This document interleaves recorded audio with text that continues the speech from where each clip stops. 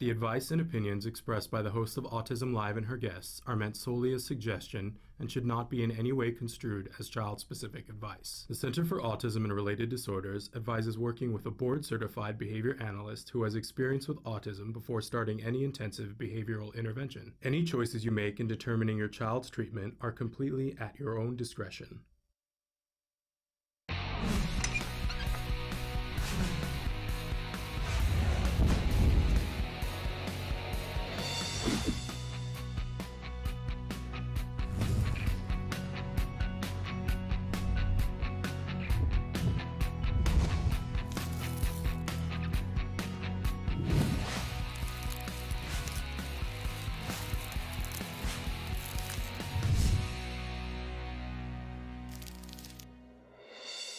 Good morning and welcome to Autism Live. I'm Shannon Penrod. We're coming to you live from the Warner Center in Woodland Hills, California.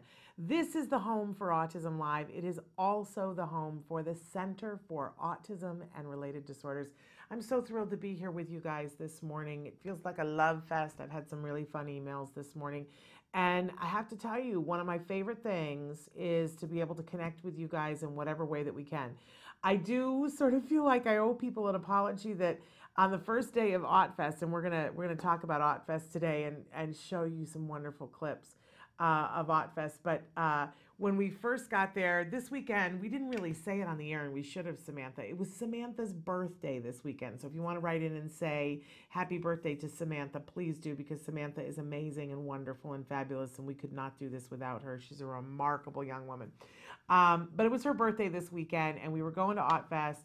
And so I didn't want her to have to be there for her birthday, and we were having Kobe Bird, and I was like, no, I can handle it. I'll be the producer end of things, and you take the weekend off, and Kobe will be on the red carpet. It'll all be good. Of course, we all forgot that technically I'm challenged.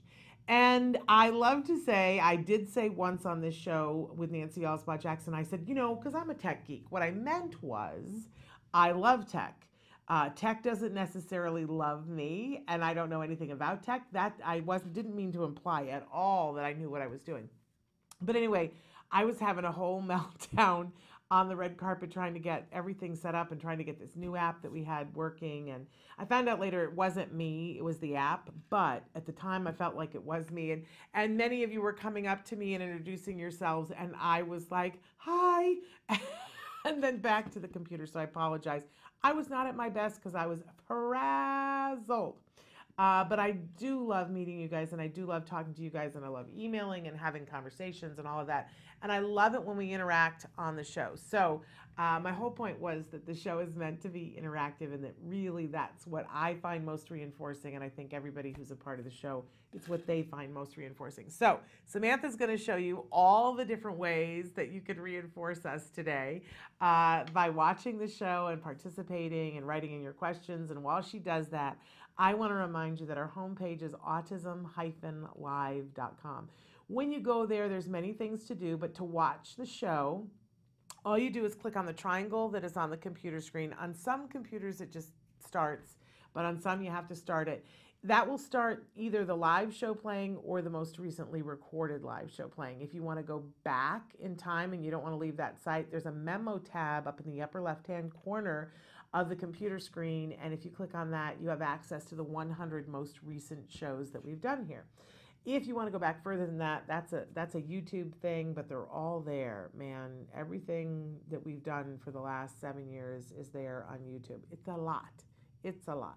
And we're about to launch, I know I keep saying it, but it's true, the new website where it'll be even easier to search all of the different videos that we've done. In any case, we do love it when you participate. There is a live feature on our home site, autism-live.com. It's a white box, and it says your question.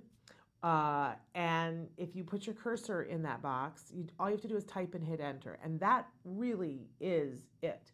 You don't have to log in. You don't have to have a credit card. You don't have to have a username or a password that has one capital letter and 3 extra characters and no hyphens, right? And you don't have to prove that you're a human being and not a bot. which I don't know how much longer that'll last because sometimes we get bots that send us things. But in any case, if you send it in on the live feature, the advantage is that nobody knows who you are, not even me. It shows up on my screen and you and I can have a conversation, but better than that, you can have a conversation with our experts and our guests that are going to be with us. I will say this, that we do always have lots of experts featured on the show, but I need you to remember that I am not one of them. I'm a mom and a former teacher, and I have been on this journey for a significant amount of time, a little more than 12 years. We're coming up on 12 and a half years. And I've been hosting shows about autism for like 10 of those years. So I've gotten to interview a lot of people, but I'm not an expert in autism. I'm just somebody who cares deeply about you. And I feel that I have a need karmically to help you to get to what you need, because that was sort of the deal that I made on my floor. I was like, please help me to help this child. And if you promise me to help this child, I promise I will help whoever else I can. I'm here. So put me to good use. I actually enjoy it. You're not pestering me at all. I go, karmic debt. One more, Nick, and boy, there's a ton of karmic debt I have to pay down because I'm about the luckiest person. I started to say the luckiest so-and-so on the block. My kid is amazing. And that's because I got what I needed. And I don't want to pretend that what I need is necessarily what you need, but you know, getting what you need for your kid, there's nothing more important, right?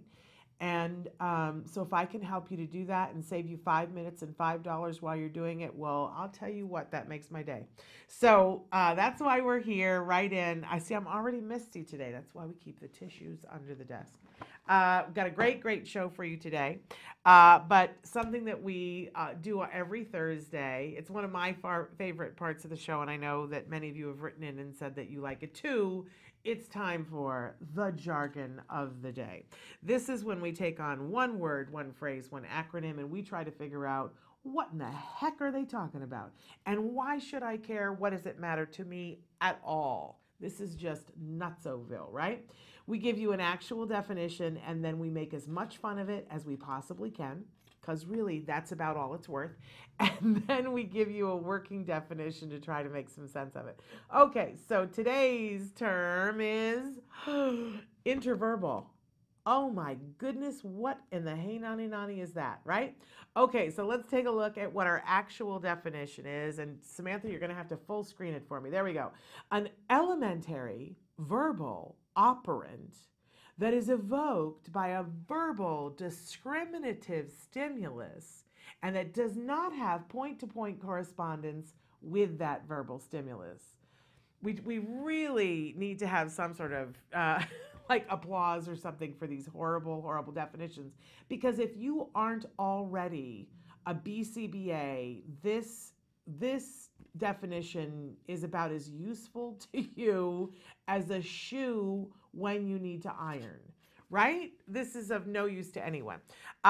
Once you've been around long enough and have collected a whole bunch of jargon terms, guess what? It doesn't even make that much more sense, right?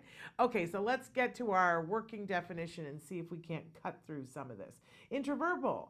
Something somebody says in response to the language of another person, conversational language. Yeah, still not that helpful to me. Okay, let's go back and talk about what verbal operants are. There are a whole host of verbal operants, and we've been kind of talking about them this week, because this is the missing key. When you guys write in and say, well, I want to get to conversation, and we've got the speech and language pathologist, and we've gotten my child to vocalize, and that's great. And we all had a tea party when that happened. And then, you know, that my child started to label things, and that's fabulous. They can hold up a flashcard of a chair, and my child can say chair, and they can do this for hundreds of words, and it's wonderful. And now they've gotten my child to mand. That was one of the verbal operants that we talked about last week.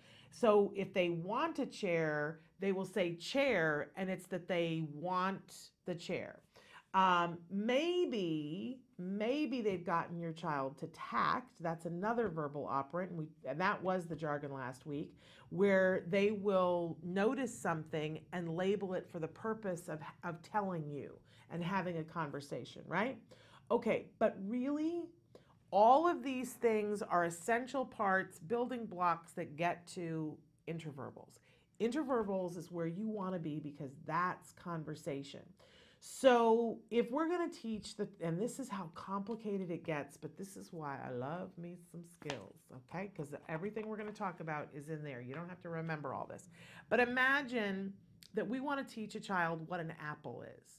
So we take an apple, first maybe we have a picture of an apple and we put the apple there, and we want to teach the label of it, expressively and receptively, right? And we want to, the first verbal operant is echoic, so we want to get the child to repeat when we say apple. But that's not going to get the child to understand apple, right? So we're going to work on it being a two-dimensional and then a three-dimensional object. We're going to work on it both ways of having the child. So if I say, what is it? And the child says, it's an apple. Or if I say, where's the apple? And the child points because they heard apple and they knew what I was saying and they point and they know that it's an apple. I also have to teach the features of an apple, and the categories of an apple. An apple is a food, but it's also a fruit. And an apple can be green or an apple can be red, right? I really need to be able to understand the apple. I need to be able to recognize and ask for an apple so that I can say, can I have the apple? I need to be able, if we're in a grocery store and we're in the meat department and there's an apple there and I want you to know, look, apple, that's odd, right? I'm not saying that's odd, but apple in the meat department, odd. That's the tact part of it, right? But we want to get to the point where I can say to the child, what's something that you like to eat? And the child says, an apple. That's the interverbal. Because if I say, what's something that you like to eat? I have not said apple. Apple is not in that sentence. And an interverbal is them being able to respond to something about something without the something being in the sentence. So there's no prompt, right? Because if you think about how much it takes to be able to have apple stored in your brain where you can call it up into being at will, that's the interverbal. So I say, what are some things that are round and green? And you say, apple. You came up with that. You were able to process. You had all these files in your head, right? And you went, I'm going to go through and go, apple. That's the interverbal. And you can't have that be rote. There's just no way. So all these other things are building blocks to get to the almighty interverbal. And when you get to interverbal, and it can be just a one-word response, or it can be somebody pointing to something, but interverbals are where it's at. That's when we've given enough of a global understanding of language so that we actually can have an exchange that's meaningful. So I urge you, if you've got kiddos that are kind of stuck in that, well, we've got the labeling thing, now what? Get your professionals or yourself, just try for 14 days. There's a 14-day free trial on skills. Listen, I don't mean this to be a commercial. I'm just telling you, it's all there. You don't have to go, now Shannon told me about interverbals, and so now I have to go check 3 books out of, the digital library. You don't have to do that. It's all there, and the lessons are there and skills, and you can get a 14-day free trial. And it's relatively inexpensive if you decide that it is working for you and that you want to use it. That's just one of the many things you can do with skills. But you've got one way or the other. Even if you don't use skills, you go to your SLP, your speech and language pathologist, and say, what are we doing about working on interverbals? And if they go, what? Time for a new SLP. Then go back to your ABA team and say, hey, because we didn't do this with an ABA. We did this with ABA, with skills. We didn't do this with an SLP, the interverbal part of it. And that is why my son can have conversations with me. That's it. That is it exactly. So intraverbal, crazy mixed up actual definition, but it is the answer to why you, if you are only doing labeling, why you're not there. You got to have all of the operants and then get to interverbals. It's exciting when you get there, man. Stuff takes off when you get to interverbals. Okay. All right, we always like to have a question of the day, something that we like to ask you guys and have you answer either on the live feature or on Facebook. And today's question is, if you could ask any question, what would you ask?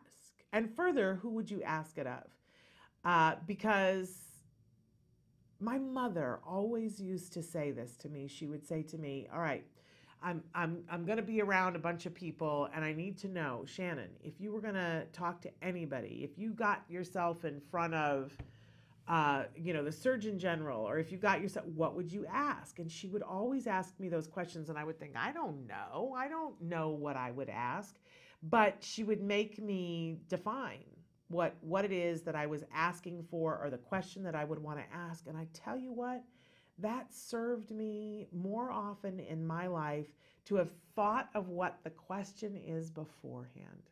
Because I've been lucky, and not that I've met the Surgeon General, but I've been lucky that occasionally I've been in the room where there was somebody that I could ask the question.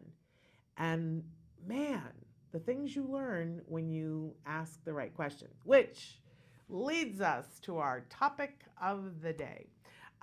Where this is one of the things I want to talk about today, is knowing what to ask. I do think that one of the services that I hope to provide here at Autism Live is that when other parents ask a question, that it will inform you about what questions there are to ask, right? Because sometimes you don't even know what to ask. And I have always learned from other people's questions. There was a time, I love Julie Matthews, who does a fabulous food and nutrition program for families that have special needs kids. And I was on a webinar once, and somebody was asking a question about something that had to do with grains, and about how do you measure your grains, or how do you cook your grains, or how do we know, whatever it was. And just in the course of answering the questions, Julie Matthews said, so after you've soaked your grains and everybody in the webinar went, wait, what? You soak your grain? What? I had never heard of this before, that she soaks things like her rice before, like for several hours, soaks them in water because they cook better, have a better nutritional value, cook faster. Did you know that? I didn't know that. And if it hadn't been for the question that somebody else asked, none of us would have found that out, because I wasn't, do you soak your grain? That would never occur to me. And that's just one example out of the 1,000,008 things I don't know to ask about. I'm learning every day from all of you, and I think it's important for all of you to learn from each other. So ask away, ask your questions, because you never know what answer you'll get, and you never know who might learn from the question that you ask. Because knowing what to ask, I'm pretty sure, is almost all of the ball game. Okay, so let's talk a little bit about what's on the show today. Now, yesterday I was promising you the possibility of Hank Moore being on the show. He's an autism expert, and we were really looking forward to having him. But we had gotten a little heads up that he may not be able to be here, and I'm disappointed that he isn't able to be here. But let's face it, he has things that he needs to do, and we defer to that. But we have something really amazing in his place. So I'm going to talk about that in a second. But we do have Bonnie Yates on the show today, and then we have an amazing young man who's going to be with us in the next hour. George Steves, and he is on the spectrum. I have his little flyer here. He's dressed as a superhero. He's been doing a show called Magic 8 Ball, My Life with Asperger's. It's a one-man show. There he is. And they did a performance here in LA, and I couldn't get to it because it was on a night that I couldn't go. But I heard it was amazing. And so he's going to be with us. He says, I'm an Avenger for Autism Awareness. That's what it says on his little flyer here. And he's trying to go to the Edinburgh Festival, and he's raising money for it. So we're going to have him on the show and talk about his one-man show. I need some advice from him because I'm doing a one-woman show at the Hollywood Fringe Festival called the Autism Monologues. And so I can't wait to hear what advice he can give me about doing a one-person show. Plus, we have a bunch of questions from you guys, and we're going to kick it off right now. I've been promising you that we were going to talk about the Aut Fest and the amazing job that Kobe Bird did on the red carpet for us. Isn't he amazing? Don't you just love him? And in particular, we really, because we're a little starstruck, like most people, right? We really loved what he did on the red carpet with the cast of Atypical and with the cast of The Good Doctor. So Samantha took and edited a bunch of those clips together, and we want to show that to you right now. So here is Kobe Bird on the red carpet for Autism Live.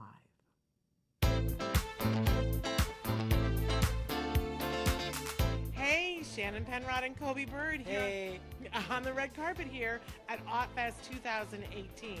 And Kobe, you guys know Kobe from The Good Doctor. He is doing our red carpet work today, and I'm just absolutely loving being here with you, Kobe. You're doing a great job. Tell me about your role in Atypical. Well, I play Casey, so I'm Sam's younger sister. And I'm in high school. My character's a runner, and she absolutely loves her brother, but she really doesn't let him off the hook. She's always giving it to him. And have you do you know anyone with autism? Well, yeah, I mean, I do. I knew before, but now that we have all these actors with autism on the show, we've got to spend a lot of time together, and they're so wonderful. They're so lovely and kind and empathetic, and it's been really exciting. I mean, it's cool because actually, because now with the new season, they're not being more included with everyone, and it's allowing people with disabilities to be able to be in to guest star. So have you learned more about autism over the time you filmed in Atypical? Oh yeah, I've learned so much about it. I mean, not only just about like the experience of living with someone with autism, but about the community and how tight-knit the autism community is, and how supportive everybody is of each other. And it's so beautiful. I feel very, very lucky to be on this show. Tell me about your role in Atypical. So I play Zahid, who's Sam's best friend.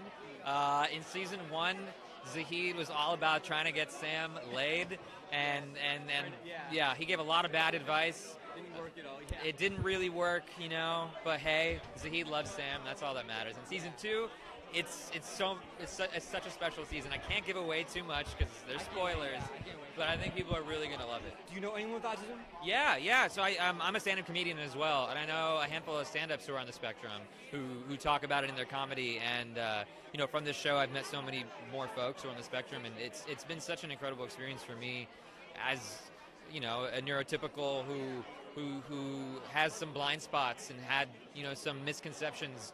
And it's been it's been so beautiful to learn and grow and to be embraced by the community like this, and it's been really special. Yeah, and have you learned anything new about autism over your experience of filming in Atypical? Yeah, I think in season 1 there's this moment where Sam says a lot of people think that people on the spectrum don't experience empathy, but they do.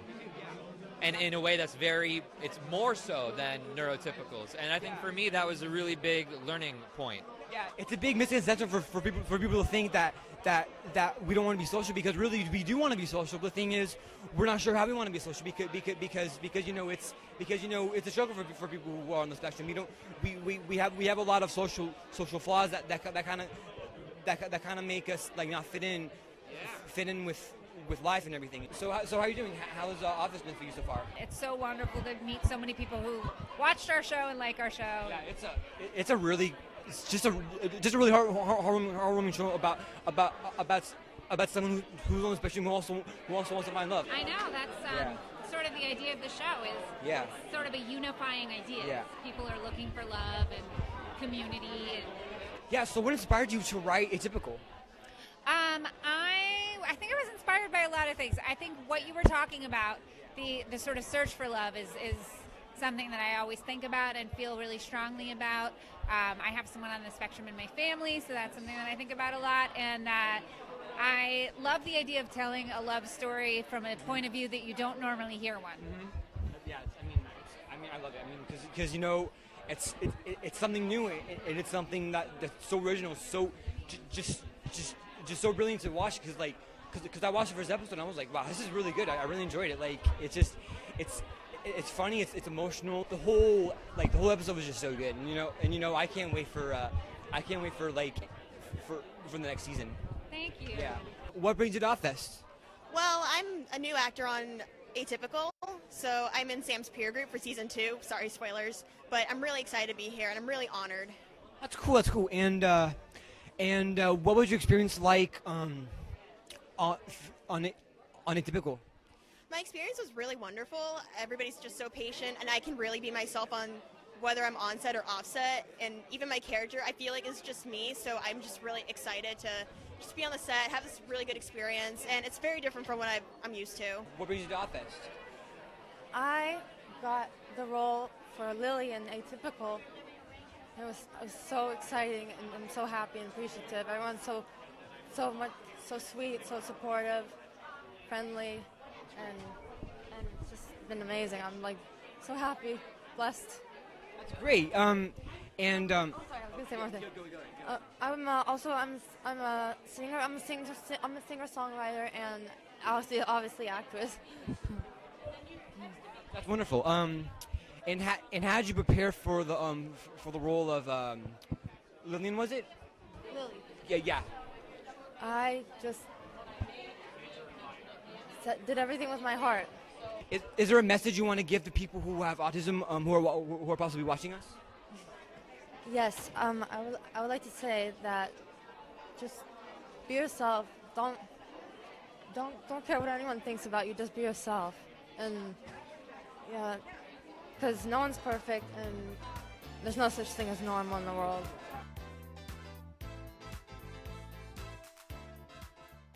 So, Film for the Good Doctor. Have you learned anything new about autism over your time? Autism's in my family, and my son, and oddly enough, a very good friend of mine has an autistic child who is severely autistic and doesn't speak, and he had started a program, an organization called Cure Autism Now many years ago, that later became Autism Speaks, merging with other groups. And he asked me to help years and years ago in raising money and so on, and going on autism awareness marches. And then it was in my family. I had a nephew before that, so I've had probably about 23 years worth of research on it, which has certainly helped me in this role. Yeah, and in this show, Dr. Glassman and Dr. Sean Murphy have this kind of bond together. Did you ever have a bond like that with someone in your family or Yes. someone you know? Very, very different. Like Sean, my son is in the spectrum, and we've had a very fascinating relationship. And I think I bring some of that to Sean, to the relationship with Sean, which I think is what brings some of the unexpected. Because my son always surprised me, always moved me. But they're very, very different. So Sean's issues are very different, which, as you know, there's no one system of symptoms or characteristics. So it's interesting to apply what my experiences are to a very different situation. Yeah, and like I say, if you meet one, like I say, once you meet someone has autism, once someone, it doesn't mean you see them all because it means you just seen someone with autism because like a lot of us are different in a way. Like a lot of us are, none of us are actually the same because all of us have because in a way all of us like have like normal relationships interests like everyone else has. So yeah, it's. Yeah, no, you're like fingerprints. There's no two that are the same. There are things you can connect, the way certain behavior gets manifested, the way some autistic people are able or not able to socialize. But yeah, you're right. They're all different. I don't think anyone is quite as. I've never met anyone with autism who's dressed quite as sharply as you, though. Thank you. Yeah. So there you go. That's unique in and of itself. Yeah, you look amazing too. Oh, well, thanks. Yeah. How has your experience been off this so far? You know, it's been overwhelming, and I think more than anything, the experience. Or you were going to answer this for me, but I was going to. More than anything, has been the experience of the reactions of people that have been watching the show, and even more so from the autism community, because it just when we're in the pocket and hopefully changing perspectives and you know, putting on a show that we can be proud of while hopefully changing people's minds and opening their hearts. So that's a good answer. I shouldn't be in the picture. That's a good answer. That's ruining that. He wrote this, actually. I just say whatever's written. I have no words of my own. But that's been the incredible experience. Honestly, overwhelming. Yeah, it's filling. Oh, it's been very cool. He likes all the free stuff. Ditto. I mean, no, when you make a show, you're thinking about entertaining and you're thinking of having fun, and then you do something that says something, and that's pretty damn cool. It's nice when you step in it. Yeah. And there's a responsibility that comes with that. That's a bit scary, but it's very cool to wind up at something like this and have people tell you you've done something that meant something to them. So we appreciate it. We're grateful for it. There's not as many responsibilities that you get that are rewarding. You know, and this is definitely the show itself is just amazing. It really is. I mean, like you're part of that. Yeah.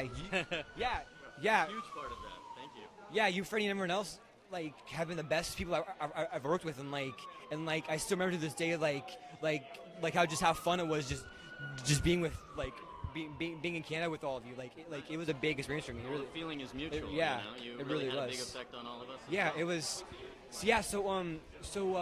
So do you have a better experience with autism now? Like have you learned more about autism over the time of filming the show? Yeah. I mean, I've definitely feel like I've learned so much more. By no means anywhere near an expert, but I feel like my interest is peaked too, you know, so there's so much coming out. I mean, I know this is coming off of some pretty distressing news just even a few days ago, the new study that came out, you know, and to have a 12% increase in 2 years, that's harrowing. But even more so, our struggle is still there, and the need to talk to the community and educate people, and also, you know, fight for a little acceptance, you know, for who we are, no matter what, you know, and so... I've learned an awful lot, and it's, you know, for everything you learn, you get 6 other questions that come up, and I'm looking forward to learning for many, many years about this, and living with that character for years and years. And have you guys started? So I heard about the pitching. I heard about pitching for season 2. Congratulations for that. It's amazing. I mean, I can't wait for it. Is there anything? Is there any news about when you guys are going to start filming? We'll start filming. You're going to be back in Vancouver the end of June. And we'll start filming, and we'll keep filming. And then it'll come out in the fall, September. Yeah, we're not sure when exactly. Hopefully. Yeah, the finale was great. I watched the panel in it was a great. Thank you for being there. Yeah, great finale. I mean, I really enjoyed it. Paley Fest. That was fun. I forgot how tall you were, man. Every time I see you, are you still growing? Yeah, I am. How's your family? Oh, really good, really good.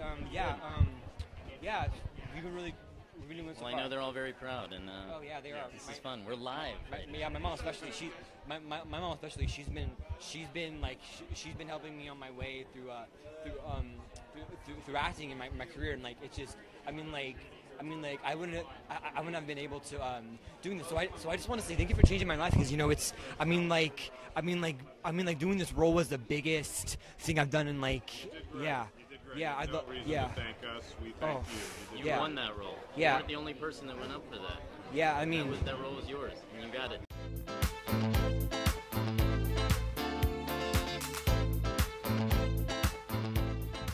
It was an amazing weekend. We're still tired. Can I say it's Thursday and we are still tired? But it was an amazing weekend and there were amazing films that were shown. I have to say that the film that I am the most recommending, there were there were a bunch that really stuck with me. I got to be honest about that. But two that really stuck with me in particular, and one of them won Best Short, was Sisterly, and we're working on seeing if we can get the filmmaker to be on the show. And the other one was Dina. Oh my goodness. And that's available to you on Amazon. And oh man, that movie has stayed with me. So I encourage you, it's very adult. It is not something to watch. Like, there's so many things that I watch with my son that people go, I can't believe you let him watch that, right? And he's about to be 15. I don't think he's old enough for that film. It deals with very adult topics about when you get married and what your sexual life may or may not be, and it's fabulous. And I would absolutely watch it with kids that are a little bit older, but I think 15 is a little on the cusp for me. Maybe not for some people. But in any case, great films. We want to thank Matt Asner and everybody at Autism Society of America for making us feel so welcome on the red carpet. And congratulations to all the filmmakers and all of the people that were featured in the films. There were documentaries, there were full fictional characters, and it was the height, depth, and breadth of it, so that you saw so many different stories about people on the spectrum. It was really interesting to talk to everybody about which films really touched them and stayed with them. I know Kobe's favorite that really stuck with him was a short film that was called Circumstantial, that it was very affecting for him. And I need to ask Jem, which I think he really liked the Power Rangers and was surprised because he had not seen it before and, thought it was a really great film. So there you go for that. All right, I was going to do the mindful moment, but we had a question that came in yesterday that is so sticky that I just really feel like we need to take a minute and talk about it.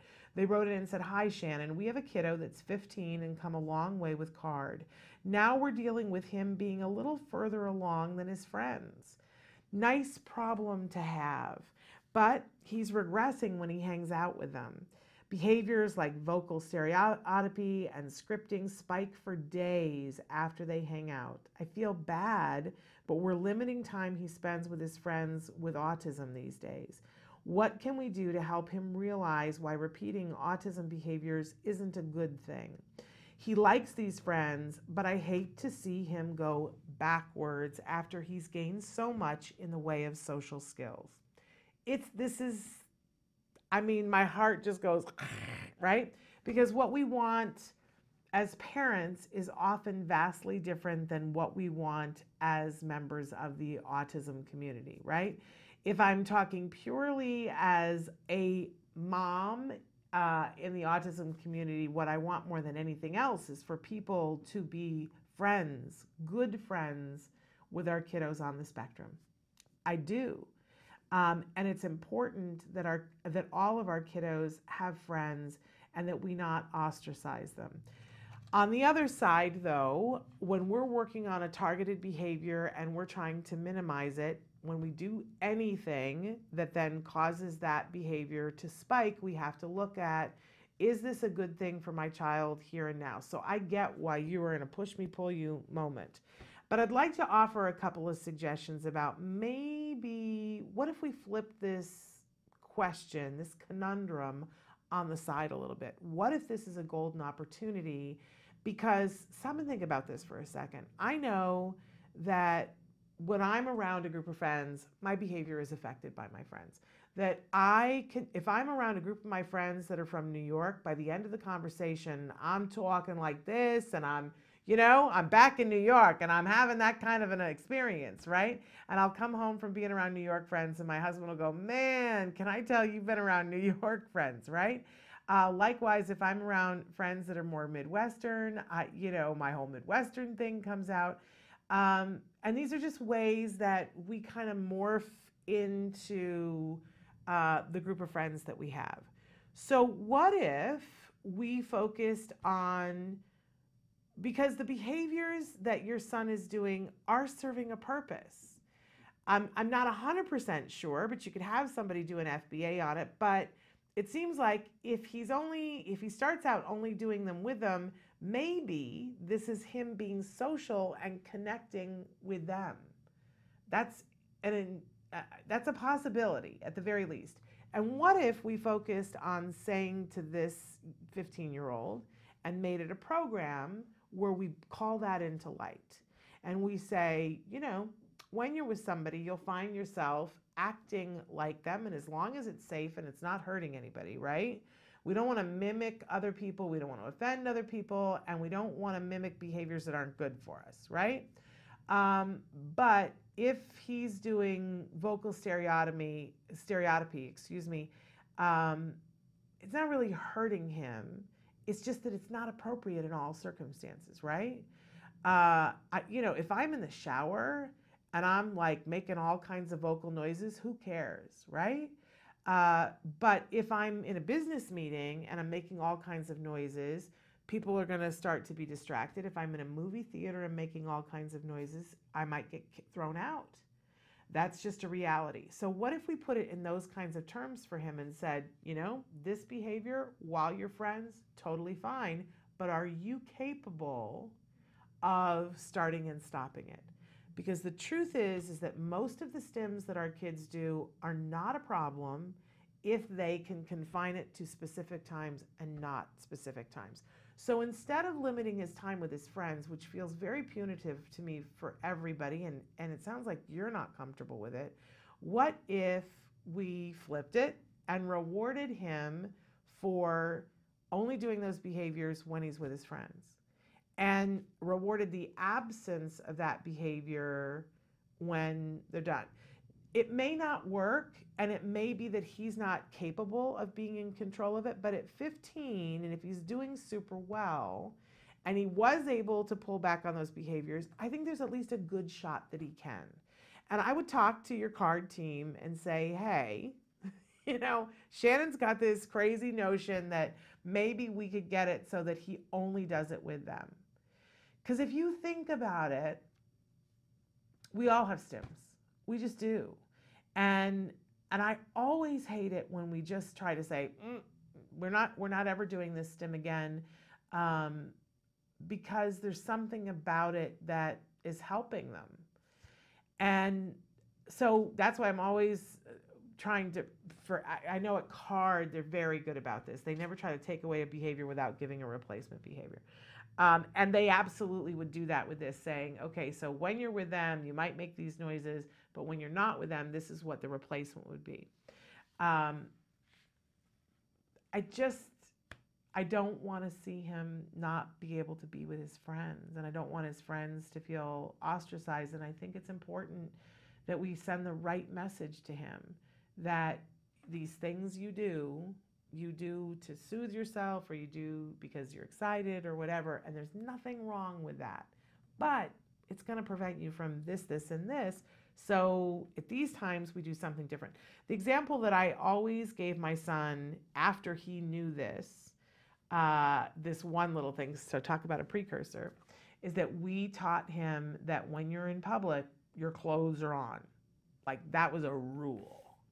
And, you have to have at least a bathing suit on when you are in public at all times.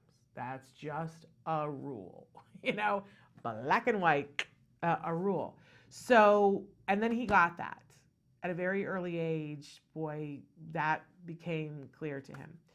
And then whenever we had to compare another rule, we would say, it's just like we don't go out in public without our clothes on. It's perfectly fine to be in the bathroom without your clothes on. There's nothing wrong with that at all. But it's not okay to be at the library with no clothes on, right? It's perfectly okay to do your vocal stereotypy, and you wouldn't call that. It's perfectly okay to make the noises that you make, these particular noises with these particular friends, perfectly okay. But it's not okay to do that when you're at home and we're having dinner. It's not okay to do it when you're taking a math test. And so here's what you're going to do instead. And I think you'll find I think you'll find that he can do it if you get help from your card team to roll that out. And it might take a little bit of work, but I think that he could do it. And maybe that's the, I actually think it's amazing that he's making that connection with his friends and using that as a way to connect with them. I think there's something really powerful about his decision. Means he's noticing, and then he's fitting in. So I don't know. Let me know though, because I'm not sure. But talk to your card team. All right, it's time for us to take a break, and then we're going to get Bonnie Yates on the horn and have her answer some questions from you guys. Stick with us.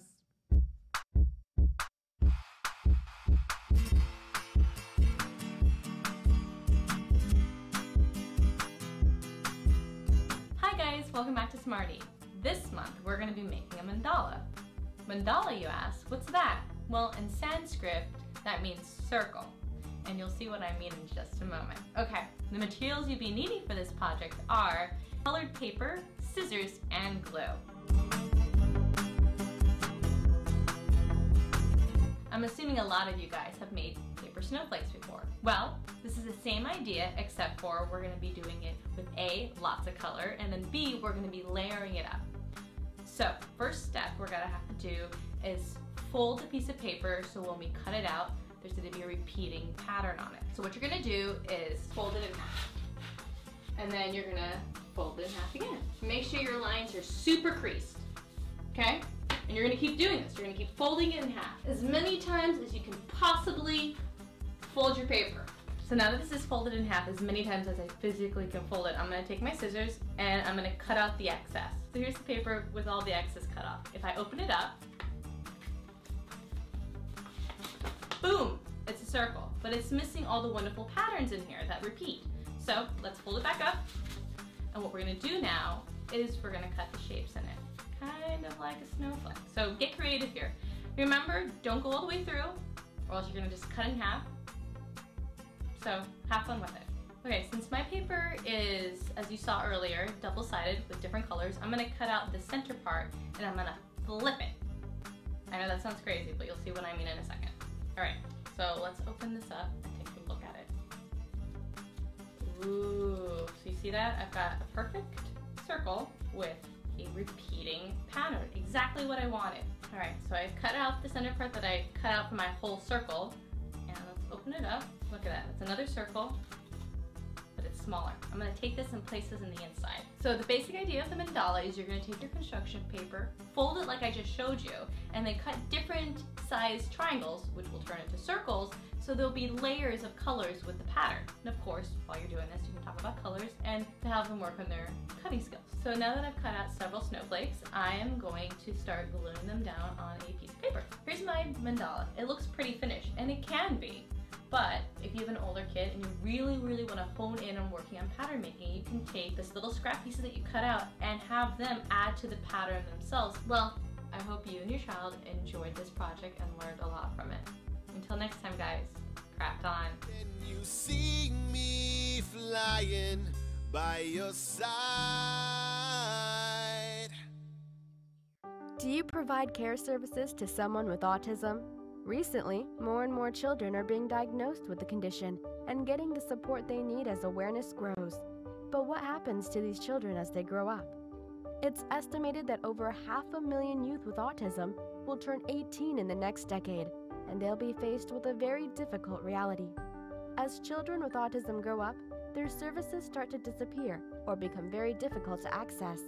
Things like medical care, mental health counseling, vocational training, and more.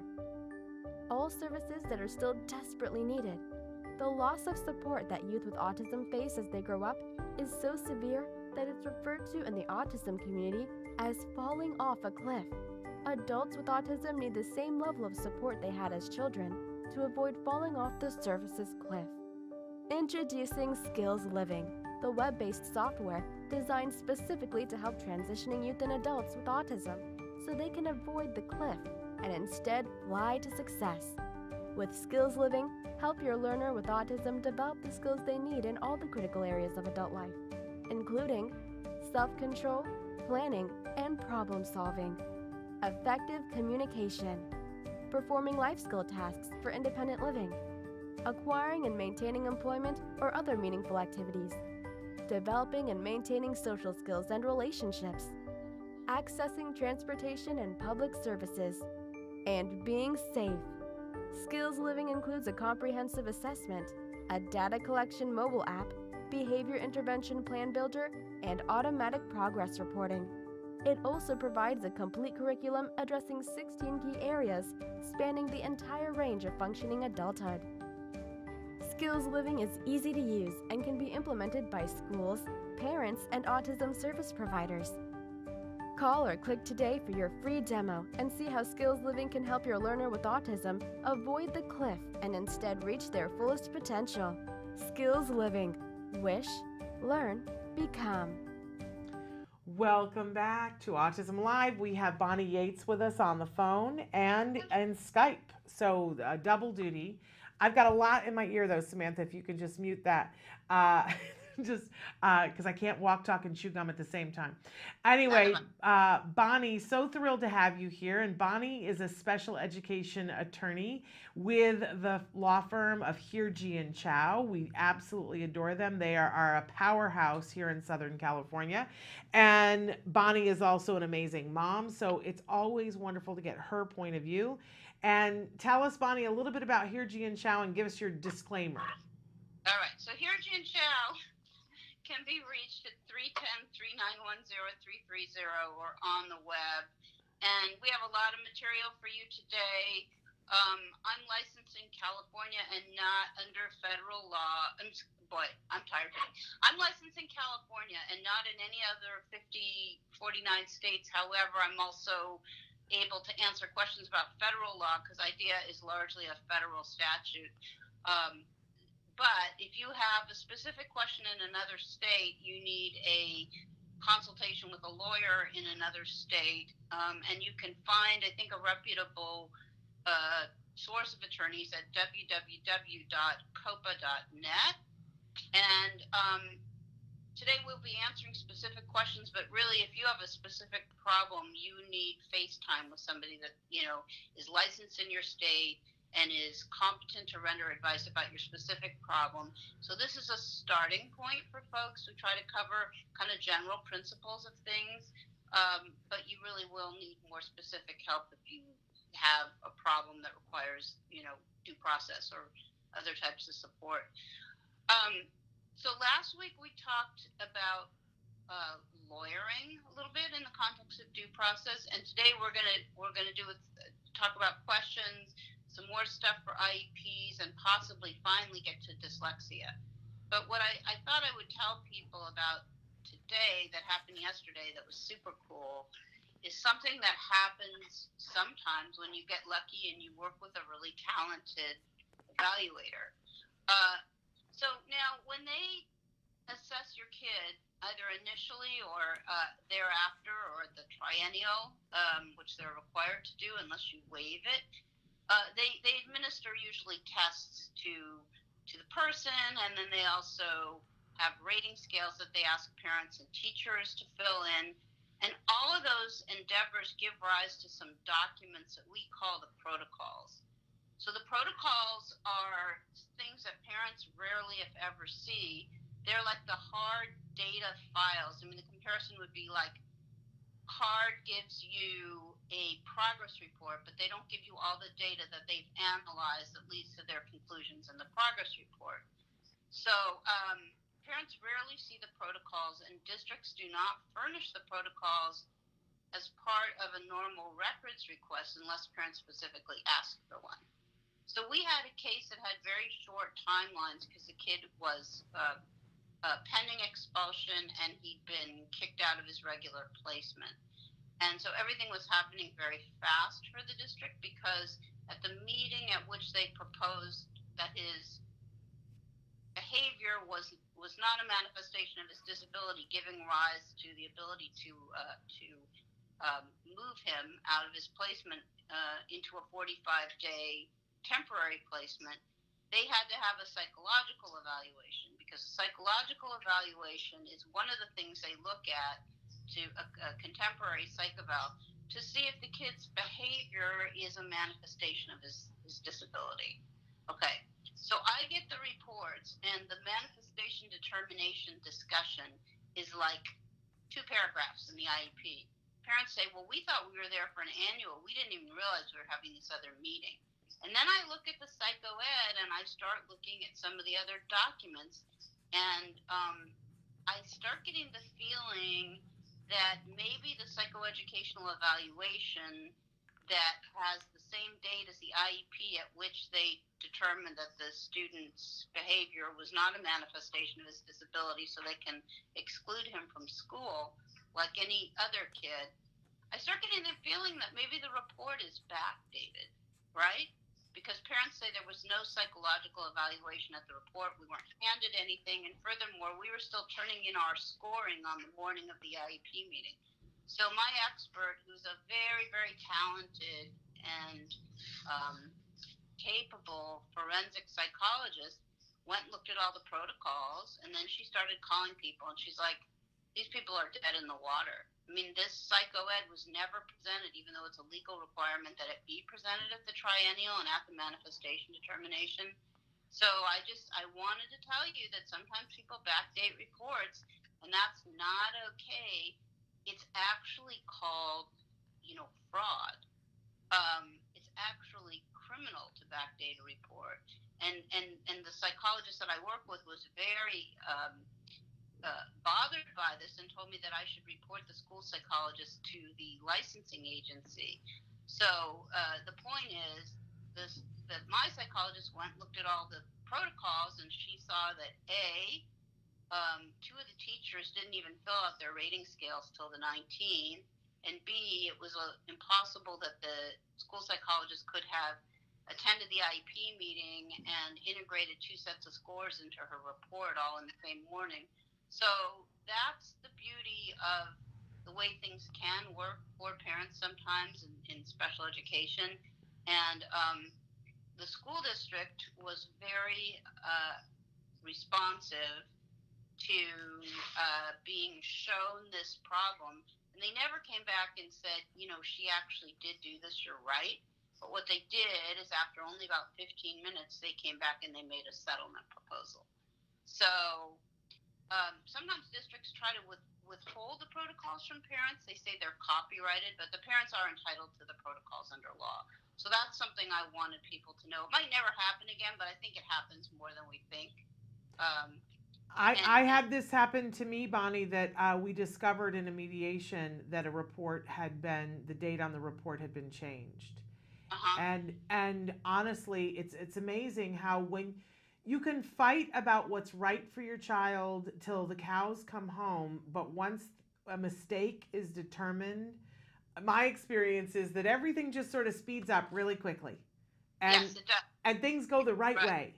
Well, the reason for that in this case would be twofold. One, how can you have a triennial evaluation and a triennial IEP meeting at which you change the person's eligibility and you don't have any reports that you're relying on to change that eligibility? So that's one big deal. The other big deal was the team made a determination, supposedly based on this report, that his behavior was not a manifestation of his disability, when none of this information was really in front of the IEP team.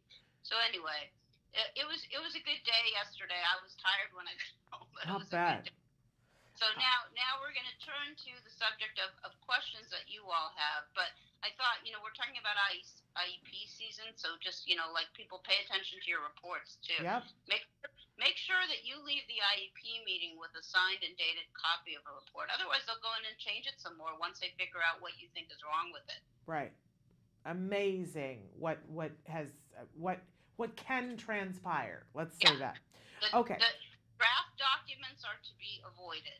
There we go. I mean, that's another thing that you see happening, I'm sure, Shannon, is that you get the IEP in draft form. They say, well, we're trying to avoid predetermination, so it's a working document. Well, okay, but don't make me leave the meeting without a final document. And as far as an expert's evaluation, you shouldn't be being given a draft at the IEP meeting. If they're going to rely on that report at the meeting, it should be done. Yes, absolutely. So, Anyway, that's a little bit more about the stuff that goes on. Do you want me to read the question? Up to you. What do you prefer? Well, if I have them here, I will read them. I've got them. Why don't I start with the first one? Okay, you go ahead. Thank you. Okay. Hi, Shannon and Bonnie. How do I push for a one-on-one aid for my son's pre-K program? I want him to go to an inclusion program through the school district, but because of his difficulty with staying on task and attention, he will probably need an aid for the larger inclusion classroom. The classroom has 18 kids and his current class is only 7 kids. How do I push for an aid without making him seem to need a more restrictive setting? And I am allowed legally to only send him for half a day. I live in Florida, Palm Beach County. They don't provide ABA in schools, so I want him to come home half day and get his hours of ABA, and thank you for your help. Okay, so that's a multi-part question. Okay, how do I push for a one-to-one for my son's pre-K program? Well, this question comes up a lot. Oops, did I just lose you, or can you still see me? We've got you. Okay, this question comes up a lot, I realize, on Autism Live because everybody is familiar with the literature on autism, and they know that in order to make, meaningful progress in light of the child's particular circumstances, that the person's going to require one-to-one support. So I don't know that you're going to get anywhere.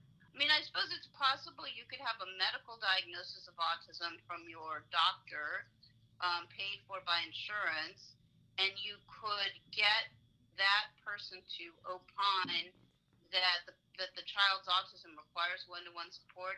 I don't know how seriously they'll take that. You could look at the district's most recent assessment, and if the assessment is not appropriate, you could get the district to pay for an outside evaluation and have the outside evaluator look very specifically at the question of classroom functioning and classroom support. We've told you before that the district can't force your child into a special ed class in order to avoid paying for the one-to-one. So if they start that with you, I think you just need to write back at them about the inclusion mandate. Full inclusion is the presumption, and then the district has to show that it's not appropriate, and saying, well, he needs support. That's not the test. The test is how much benefit he gets out of the class versus how disruptive he is.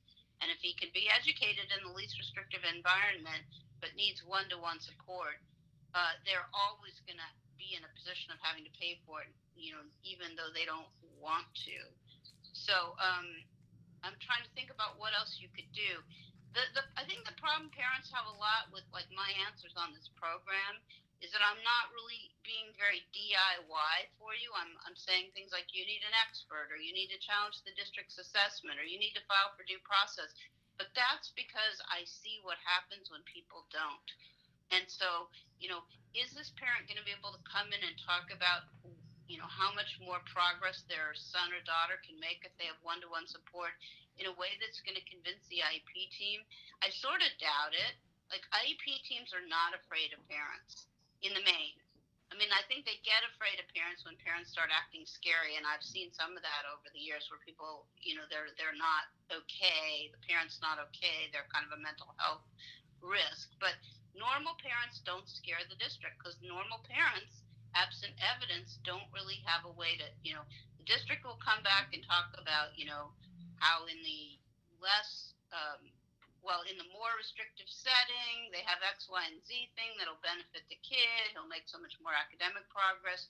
And you shouldn't be fooled by that. But on the other hand, you are going to need some kind of evidence that shows that he can be successful in the least restrictive environment with support.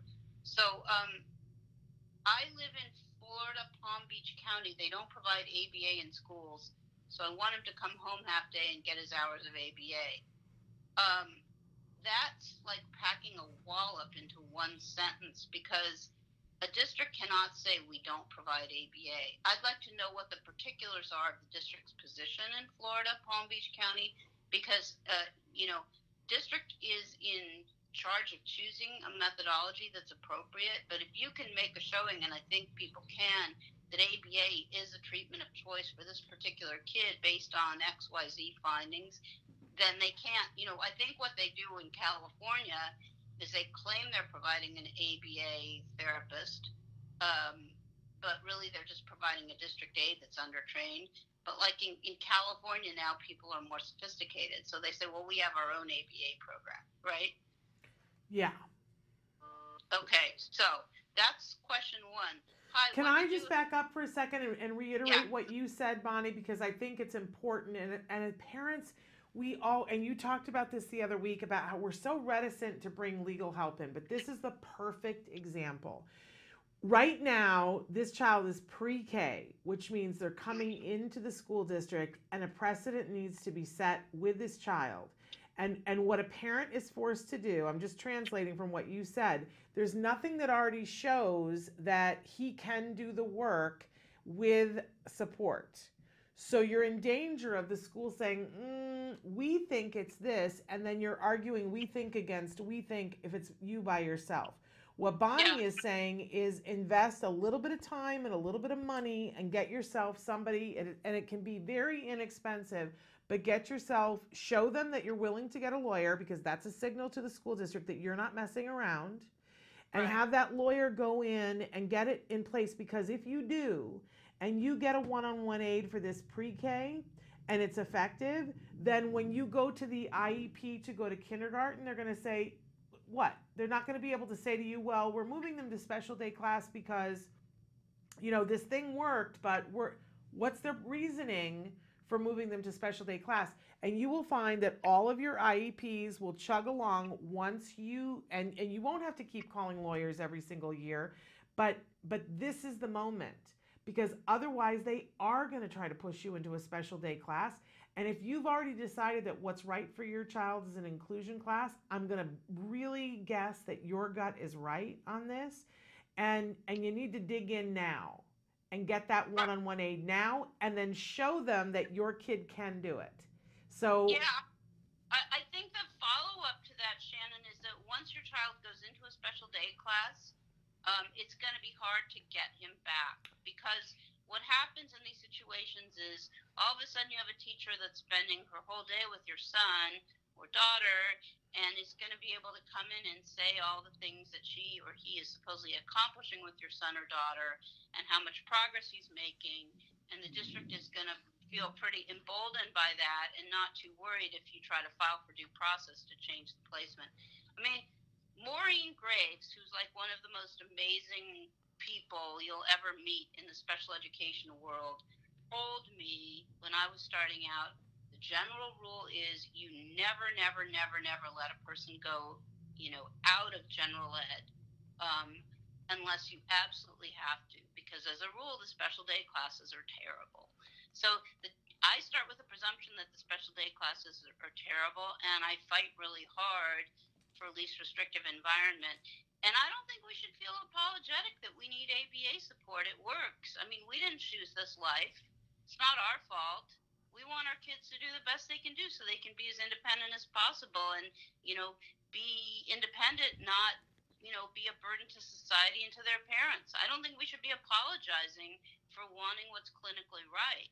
So, and honestly, whatever precedent you set here, it's going to be hard to break it. So if you set the precedent that they're in special day, Bonnie just told you it's going to be hard to get them out. And I think it's equally true on the other side. If you set the precedent that your child has a one-on-one aid and is able to make it work with the one-on-one aid, it's going to be hard for them to take that away until such time that your child shows clearly in testing, probably a 3-year triannual, that they're able to do it without.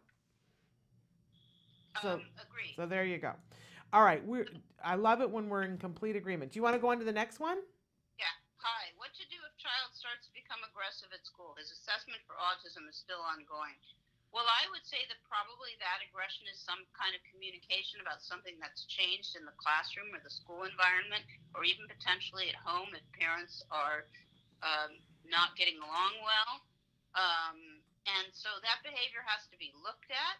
So I think that the way that you protect yourself best is you document all of your concerns in writing. You don't just go talk to the principal about it. You need a record of it. And then, you need to tell them that he's obviously having behaviors, and as part of this assessment process, we need somebody competent who's a BCBA and well-trained to do a functional behavior assessment. What do you think, Shannon? I think that that's great too. I hope that they get their diagnosis sooner as opposed to later. And I was really noticing in the first thing that you were talking about, what happened yesterday, this whole idea of determining whether the behavior is a manifestation of the autism, and that it becomes a decision tree, because if they determine that it is as a result of the disability, then they have to behave a certain way. Whereas if they determine that it isn't, there's a whole host of other things that could happen. That, I know you've shared that before, but it clicked with me in a different way today, Bonnie. Yeah. Well, I think we should talk about discipline a little bit next week. Oftentimes it's not relevant for really young kids, but it's certainly relevant for people by the time they're teenagers. And so we could talk a little bit about discipline. The general rule being that people in special education are subject to the same disciplinary rules that general ed students without IEPs are, except. And then you get into what the excepts are. So anyway. Now, Bonnie, we had somebody write in a question that's referencing the last question that we did. They want to know, if a child has autism and intellectual disability, can they go to general ed instead of a special day class? The answer to that is yes, and there's differing degrees of intellectual disability. And actually, the Rachel Holland case, which is a big LRE case in California, I believe she did have some degree of intellectual disability. And the analysis was that when she was younger, since she wasn't particularly disruptive, the need for social exposure is huge. And so in that case, the balancing test favors full inclusion. They go on to say, as the person gets up into higher grades and the work becomes more difficult, and it's probably not going to be that easily modified or accommodated, then the balance may shift in the other direction. But for a kindergartner or a first grader or a second grader, sure. I don't see why you can't be in the general ed setting with, some degree of modified work for at least those first 2 years, kindergarten and first. There's that whole language. Every year I try to memorize a different part of IDEA, the whole thing about our children have a right to a free, appropriate public education in the least restrictive environment in which they can access a floor of opportunity. There's something about access the curriculum, have a floor of opportunity to access the curriculum, which really, when you think about it, is pretty wide open. A floor of opportunity to access the curriculum doesn't mean you have to be able to do it. It just I think your analysis might need to be modified by what was said in the Andrew F. case. Okay. I'm not sure we're talking about floors anymore, but I don't want to tackle that. Okay. Today. I'm Why off don't we topic. go back to that? All right. Next So says, on to the last question. Yeah. Can parents attach documents to the IEP after agreeing to parts of the IEP, or can parents only write in the little parents concern section? Thank you. The answer is parents are equal members of the IEP team, and they have the right to attach as much material as they want to the IEP document. If the little parent comments box is inadequate, I usually just put a bunch of asterisks in there and say, see attached letter. We frequently write detailed responses to IEP drafts, or not IEP drafts, but like IEP documents, including our comments and our corrections. And we always ask that the letter be attached to the IEP and kept in the student's permanent file. So that's what we are doing. And I wish all these years that I had done that. That got by me, and I was never doing that. And I wish that I had. It's moot now, but one of my things that I do in an IEP is that I arrive with a letter. Well, that's good. And my letter thanks everybody that I want to thank, and then it has all the bullet points of what we want to see in the IEP, just like they have their reports. I have my thing of requests. Sometimes during the course of the meeting, half of them are already met. but I still go through, when it's my turn to speak, I read the letter. And then and I leave it with them, but I never once asked for that letter to be attached to the IEP, and I wish I had. But oh well. Well, I think, Hirji and Chow, Rosa Hirji and Jenny Chow, are very careful and particular about how they manage information. And I think part of the thinking about the IEP response is when you go back to file for, or when you go forward to file for due process, if there are like 5 IEPs that you have to review, you're not going to remember everything that went down at the meeting. But if you have an IEP document that says what services were offered and what placement was offered and what you consent to and what you didn't and what errors you think were in the report, it's going to be a lot easier to construct the complaint. So we do it for that reason. We also do it because, like, if we're talking to a district about attorney's fees, they will sometimes say, if you'd brought this to our attention before, we would have dealt with it, so we don't know why you did all that work. So an IEP response, makes it clear to the district what your concerns are in a timely fashion. And then if they ignore your concerns, there's a strategic decision as to whether you want to just let it ride or whether you're going to do something about it. But those are some of the reasons that those responses are important. Also, I think your audience is very familiar with how these things are written, and they're not really objective characterizations of what's actually said at the meeting. And so, you also can use IEP responses to disagree with verbiage choices, to point out problems with, let's say, the baselines or the present levels of performance, to tell them what goal areas they neglected that they should have included in, to point out to them that certain goals are not measurable and here's why. So it's a really good way to protect yourself after an IEP, because we tell people to record every single meeting they go to and give 24 hours written notice to the district, but it's a real pain to go back and listen to an IEP recording. And it's not that great at hearing either, to tell the hearing officer, gee, we're going to play this back now. They don't love that. Right. And they often will deny it. So those are some other reasons that I think it's really important that you blow up that little box on the IEP page, and you do not limit yourself. I've seen, I looked at a response that Jenny Chow did once, and it was like 20 pages. She was just all over these people, and she didn't miss a thing. And I'll tell you something. When a district gets a response like that, and they believe that they're dealing with a very tenacious person who's not going to let it go, guess what? They get tired. Yeah, and that's a big element in which cases settle.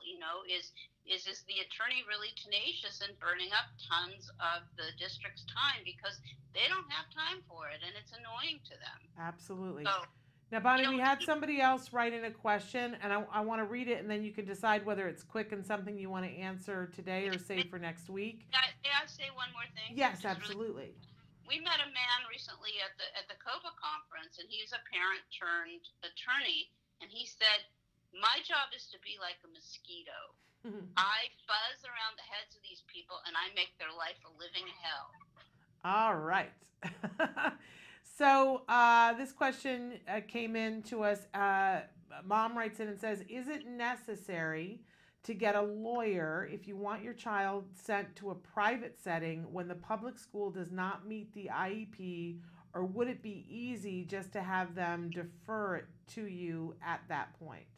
I'm not sure I understand that.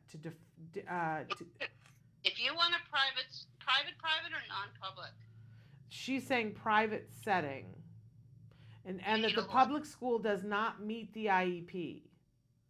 District is never going to pay for a private setting without a lot of pushing. Okay. And so the difference, but they will pay for a non-public setting. So for those of us, they may pay for a non-public setting. But what's the difference between a private setting and a non-public setting? Because to those of us who aren't lawyers, private school. Okay. California only. California has a system whereby they've set up a means to contract with private schools and make them to what are called non-public schools. I see. The school needs to apply to the state of California and meet certain criteria, minimum criteria, and their staff have to pass, criminal records check and a TB clearance and whatnot. And then the districts have master contracts with them. When parents want a purely private school, which they do now more and more because the non-public schools are kind of dying on the vine in California, which is a whole other show topic, I realize. I'm going to write that down. I have to tell you, though, this mom has let us know that she is in New York. Okay, well, but I think New York, I had clients that were moving to New York, and New York has, I think, the same thing, even if it's characterized a little differently. So the districts are hesitant to contract with a non-public school if they can do it or they perceive they can do it in a public school, but at least they have a contractual mechanism. If you want a purely private school, the only way you're going to get the district to do it generally is via a reimbursement model. So parents have to pay and then the district has to reimburse. And that's a complicated thing to negotiate. And so you're not going to be able to do it without a lawyer. Okay. So that answers the question. If you want to do something like that, you're really going to need a lawyer. Okay. We're out of time, unfortunately. We've even kept you a little bit later, but we thank you so much. And remind us how we can get a hold of you and Hirji and Chow. Well, what I require in advance of disclosing that information is you said you're going to send me a link, so don't forget about the link. I won't forget to send you a link. You can reach us. We're there. Hirji and Chow's phone number is 310-391-0330, and we're doing lots of IEPs, and we're consulting with lots of folks right now that have IEPs. We'd love to hear from you. And there is the website, lawyerforchildren.com, and it's the number 4 for those of you listening on iTunes. Lawyerforchildren.com. All right, thank you so much, Bonnie. We'll see you next week. All right. So but I will send you a link. Everybody's running around telling people to check their privilege, but what I'm saying is check your protocols. All right. Check your protocols. I love that. Yeah. All right. Thank you so much, Bonnie. Take care. Bye. We're going to take a break, and when we come back, we are going to have the fabulous George Steeves with us, and he's going to be talking about his one-man show, Magic 8 Ball. And we're trying to get him some help and support to get him off to the Edinburgh Festival. So stick with us. What is autism? What is autism? What is autism? What is autism? What is autism? What is autism? I've been asking myself that for a very, very long time. Let me think about that one. Trying to just Jeez. Let me think. Oh man, that's a rough one. Yes. Autism. Autism is a neurological disorder that affects many of our kids in different ways. It's a learning disability that affects the cognitive functions of the brain. A lot of people have the misconception that it's a disability, and it's really not. I look at it as like a special gift. When one person thinks differently from another. It's an opportunity for everyone to learn to understand someone that's a little different than them. Autism is the ability to educate. They're given so much talent in different areas. To me, autism means a chance to be with and be around people you really care about.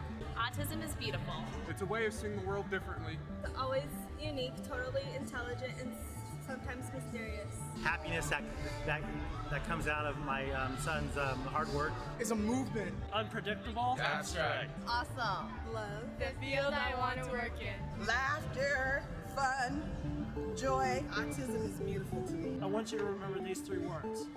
There is hope.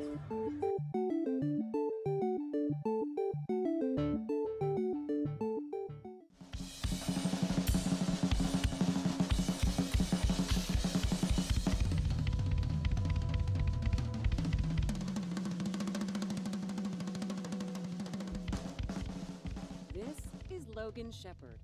At first glance, he looks like a typical American teenager. He plays in a band, loves hanging out with his friends, he doesn't like doing homework, and he's not really fond of broccoli.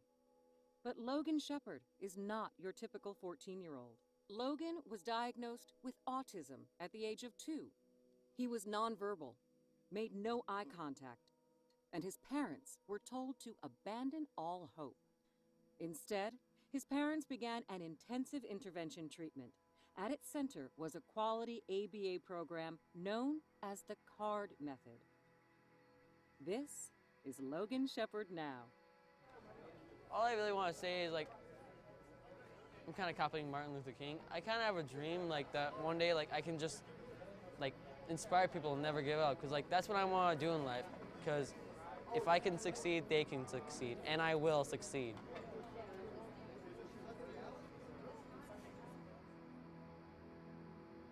To follow Logan's musical journey, visit www.facebook.com/officialdrummerrock or @drummerrock on Instagram.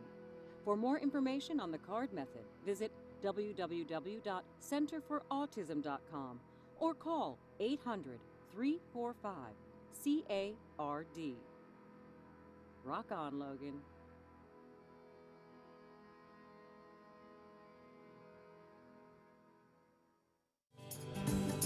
I know a cute little blue-eyed boy, and his name is Jack. George really blew apart my understanding of solo theater, and that's what I live and breathe. I do 50 to 100 solo shows a year, and he broke apart everything I knew about it. He used voiceover in a way I hadn't seen before. He spoke from his heart in a way that was vulnerable in a new way that I hadn't experienced.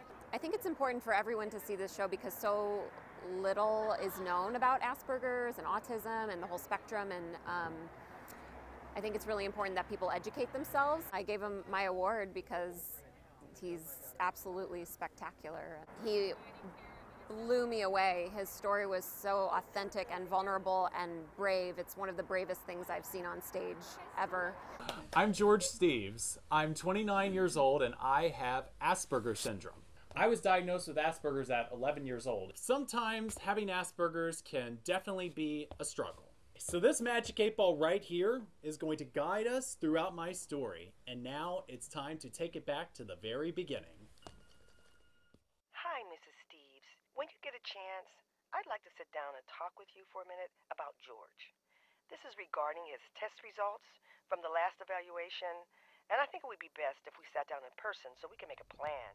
George, how are you today, dear? Cinderella, Snow White, Sleeping Beauty! I know you love those movies, George, but how are you? Cinderella, Snow White, Sleeping Beauty! Yes, George, but are you having a good day? Cinderella, Snow White, Sleeping Beauty! I watch Nickelodeon every day after school. I also go see Dr. Victoria sometimes. She's nice. We play puzzles, blocks, board games, cars, and she talks to me. I don't sing on the school bus as much anymore. They make fun of me too much.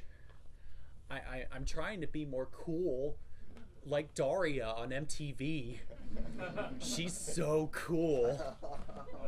I really want a girlfriend. Maybe I can get a girlfriend who's like Julia Stiles in 10 Things I Hate About You.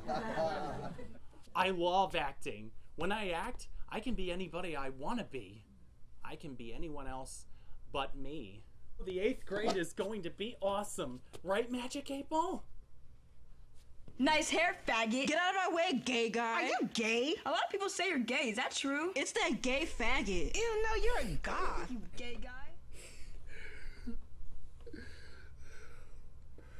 No matter how many times I say no or tell people I'm not gay, I can't ever make them stop. And I can't ever get the rumors to go away. I don't really know who or what I am anymore. I'll never forget when I was watching TV and when Meryl Streep was accepting her award at the Golden Globes. She said these words that Carrie Fisher, the dear departed Princess Leia, she said these words of advice to Meryl, and I took that same advice. She said, take your broken heart, make it into art. And that's what I did with this show. Magic 8-Ball, my life with Asperger's. In the process of doing this one-man show, I realized how very lucky and fortunate I am. The autism spectrum is a very wide spectrum, and there are so many broken kids out there who are bullied and teased. I know because I was one of them. Some of these kids on the spectrum will never be able to speak. I can't imagine being a parent and never hearing your own child call you mommy or daddy. I stand right here to speak for those kids. I sing for those kids. I live my dreams for those kids. Every voice deserves to be heard, and I will speak for those who cannot speak. Wonder this time where she's gone. Wonder if she's going to stay. Ain't no sunshine when she's gone, and this house just ain't no home. Anytime she goes away. And I know, I know, I know, I know, I know, I know, I know, I know, I know, I know, I know, I know, I know, I know, I know, I know, I know. Welcome back. Very emotional. Yes. You know, I needed tissue. We're here with George, and am I saying it right, George Steeves? Yep. Okay. And he is the star of Magic 8 Ball, My Life with Asperger's. And I didn't know till we were just talking that I didn't realize that you had been at the Hollywood Fringe Festival last year and won a couple of amazing awards. And then you had done a performance not too long ago that I had heard about, but it was on a day that I could not get there. And you are right now trying to get this important show off to the Edinburgh Festival. And you've only got till tomorrow on your Correct. fundraiser. So this is it, you guys. He's here. And I just met George over the weekend at Autfest. And I will tell you, the person who was like, oh, Shannon, you've got to meet George. George has this amazing show, and just said that it was, you know, that it was Rachel, who is Kobe Bird's mom. And she said that she and Kobe had come to see your show and that it was just absolutely earth-shatteringly fabulous. I believe was somewhere around the term that she said. And she was like, oh, Shannon, oh, so good. And I had heard before that the show was really good. But Rachel Bird says that it's really good. And Rachel Bird is like my soul sister. So I was like, oh, yeah, no, we have to have George on the show. Glad that, you know, I wish we could have had you on weeks ago and had more time to help you promote and raise funds. Well, but I'll probably be doing another fundraiser because Okay. I have an exciting announcement that I'm going to be doing a documentary feature film in tandem with this. Okay. So you're going to be That's following wonderful. me go to Scotland. Okay, that's fabulous. So he needs some funds to make this happen, and I think we all need to support him to help make this happen because clearly this is you have an amazing voice, and I mean that literally and figuratively. But let's back it up just a little bit and talk about who you are and what your story is. You identify as, on the poster anyway, as someone, you say, my life with Asperger's. In your life, how do you identify? I would say I have Asperger's. I know that term recently just got changed to autism spectrum disorder. However, I was diagnosed with Asperger's in 2000 when I was 11 years old. So I was diagnosed at a time before it was even popular or known like it is today. And there's some controversy around the term because the diagnosis has changed, but also controversy because some things, allegations came out just last week about the gentleman who has that name, Asperger, and there's been a little bit of a call in the autism community to completely let go of the term Asperger's. But I'm curious for you, having identified yourself in this way for so long, does it make you want to change that term, or are you all good? I'm okay with it because I also have some really good jokes in the show about it. Okay, there you go. So it's working for you. I have a joke where I say in the show, it was named after the Austrian doctor who discovered it. His name was Dr. Hans Asperger. And I'm like, why was that his last name? Could have been any other last name. Right. Any other Austrian name would have done, like Schwarzenegger. I would have loved to have had Schwarzenegger syndrome. I love it. So I love it. Wonderful. Okay, so you're going to hang on to it.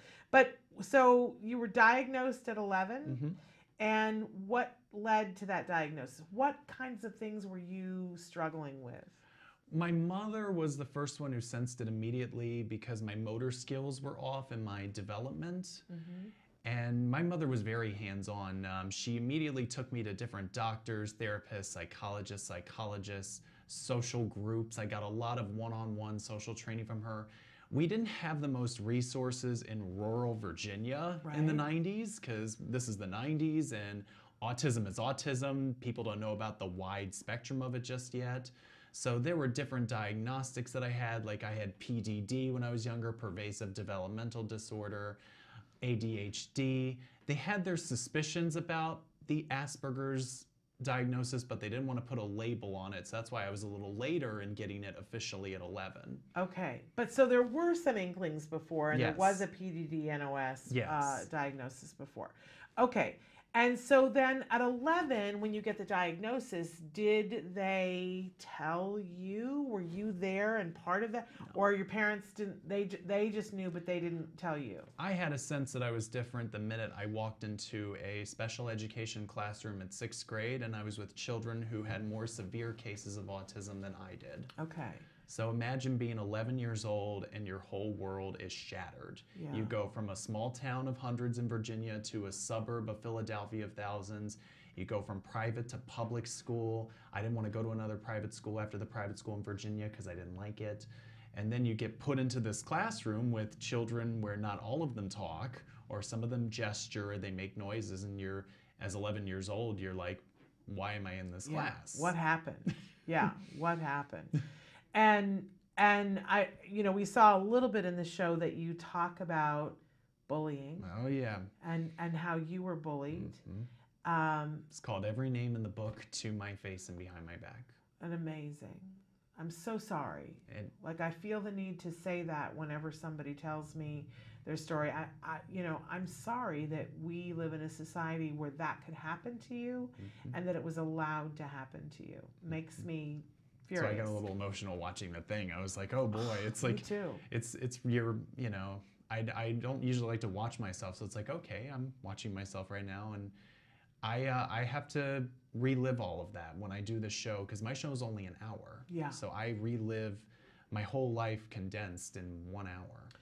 And do you find that it's therapeutic for you reliving it? There's nothing that's negative about it for you now reliving it, because it's, you know, you're doing it in a show and there's a purpose, and it is helpful? The show has evolved into a much greater purpose, because I'm an actor, I'm a singer. This initially started out as a calling card to try to make a career happen. Yeah. However, it just evolved into something more when I started having mothers of children with autism come up and say, thank you for doing this show. I felt like I was inside the mind of my daughter. I walked out inspired to be a better mom. Yeah. I've done it at Hollywood Fringe, North Hollywood Fringe, Solo Fest 2018, which is where the clips are from. And I did it recently in Thousand Oaks, where I had the most parents of children with autism. I had a woman coming up to me sobbing, saying, my son is 30 and he has Asperger's. You told his story. Thank you. What a fabulous thing. Very emotional. Now, how did you get to acting from being 11 and diagnosed and being, you know, moved and in a different class? How did you get from there to having the confidence to be an actor and a singer and a performer? Well, I was obsessed with music, movies, and television, as I talk about my show. That's all I would ever talk about when I was younger.